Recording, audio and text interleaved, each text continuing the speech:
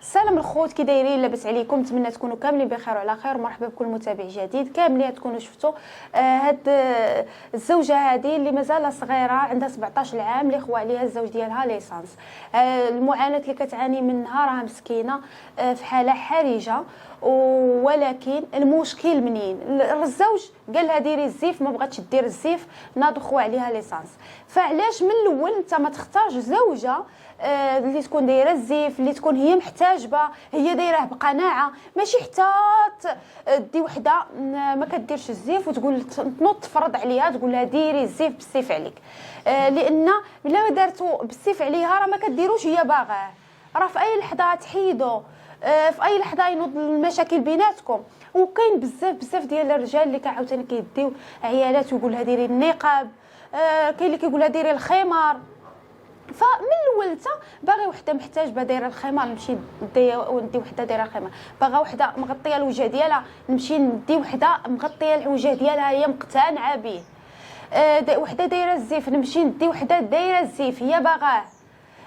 ماشي حتى نوصلوا لمرحله الزواج ونقول لها نوضي ديري الزيف، من غدا ديري الزيف، من غدا ديري غطي وجهك، من غدا غطي نفسك، ديري داك الخمار. راك عارف كاين اللي كتكون مسكينه فيها القنطه، كتكون ما قادراش انها تلبسو، يقدر يمرضها. واخا هكاك كتولي كديروا بالسيف عليها حيت كيتفرض عليها، حيت صافي الزوج ديالك فرض عليكم. وحتى الوالدين ما كنلقاوش منهم مسانده، كيقول لا راجلك هو اللي بغى، خصك تسعفيه، خصك ديري، خصك تفعلي. ما لا مشات تشكى على والديها، ما كاينش اللي كتلقاه كيسمع لها.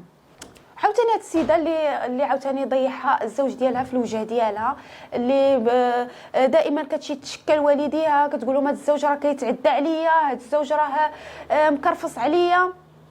راه واخا هكاك الوالدين ديالها ما كيسمعوا لهاش، كيقول لها سيري دابا يدير عقله، دابا ما يبقاش هكاك، فوقاش حتى صافي ها هو ضيع لها وجهها. علاش من الاول من قالت لكم هاد السيد هذا راه ما متفاهماش انا وياه، راه كيضربني، راه كيتعدى عليا، كسمعتوا لها. فتخيلوا معايا هاد الاخت هذه عاوتاني صافي ديما كيتعدى عليها، زرق لها عينيها. منين مشات ديكلارات به ومشات لعند والديها، صافي قالت لهم انا ما نوليش نرجع عند والديا. صافي جا قال دفع، تخيلوا جا للدار ديال الام الزوجه ديالو ودفع نسيبته. تخيلوا معايا دفع نسيبته، قال لها انا بغيت نهضر مع مراتي. قالت له صافي دخل عندها هي في البيت، دخل هز ولده، مع عندهم وليد، هز ولده. قال لها واش انت باغا تطلقي؟ قالت له بغيت نطلق، صافي ما بقيتش قاده، انا بغيت نطلق. تخيلوا معايا كيجبد الاداه وكيضربها في الوجه ديالها. من تخيلوا معايا من جهه ودنها حتى كيوصل لها تقريبا جهه الفم ديالها، وضربه اللي صعيبه بزاف. اللي من مشاو كيخيطوها لها، تخيلوا خيطوها لها من الداخل ومن برا. وقالت لك انا عندي يقين، وعندي يقين في الله ان غادي يعاونوها المحسنين، غادي وغدير عمليه تجميل، وان شاء الله تاخذ الحق ديالها، وتاخذ الحق ديالها كيف ما خداتو خديجه 88 غرزه. وحيت هادشي ولا كيضر في الخاطر.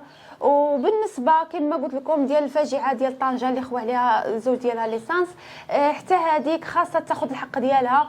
والزوج خاصو يكون هو عارف راسو شنو باغي، ماشي حتى يتحط في الموقف ديال الزواج عاد يبقى لا انا بغيتك بالدره، انا بغيتك مغطيه وجهك، انا بغيتك مغطيه راسك.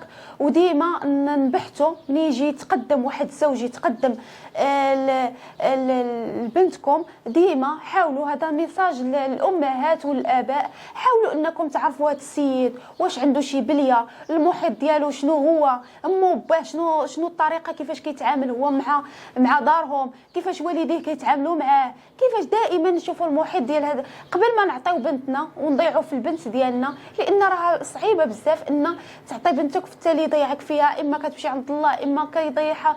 تخيلوا ماشي وحده ماشي جوج اللي حرقها الزوج ديالها، ماشي وحده ماشي جوج، مراه ماشي وحده ماشي جوج اللي كيخوي عليها الزوج ديالها شي حاجه وكيضيعها في الذات ديالها. راه هادشي صعيب بزاف. فدائما نشوفوا هاد الزوج واش عنده شي بليه، واش هاد الزوج عنده شي مشكل نفسي، واش مريض، واش ماشي نقبطوا صافي الزواج بحال اللي راه الزواج غادي تقطع من الدنيا، بحال اللي راه صافي الا ما تزوجتش بنتنا هذا العام صافي غادي تبقى بايره حياتها كلها. راه ما يمكنش. راه دائما راه بنتنا راه طرف منا. راه مادام غادي نعطي بنتي لواحد الشخص خصني نعرف هذا الشخص هذا، والنهار اللي تجي تشكى عليا البنت ديالي بحال هذه البنت هذه اللي ضيعها الزوج في الوجه ديالها، راه تشكات لامها المره الاولى المره الثانيه كتقول لهم راه كيتعدى عليا راه كيضربني، كتقول لها سيري صبري سيري صبري راه كيعرفه حنا ما بيديناش وما عندناش وما وعلاش كيف ما كانت بنتك واخا ترجع حتى بولد واخا ترجع حتى بجوج، المهم هي الصحه انا ديال بنتي، والمهم هي بنتي تكون مرتاحه وتكون عايشه بخير.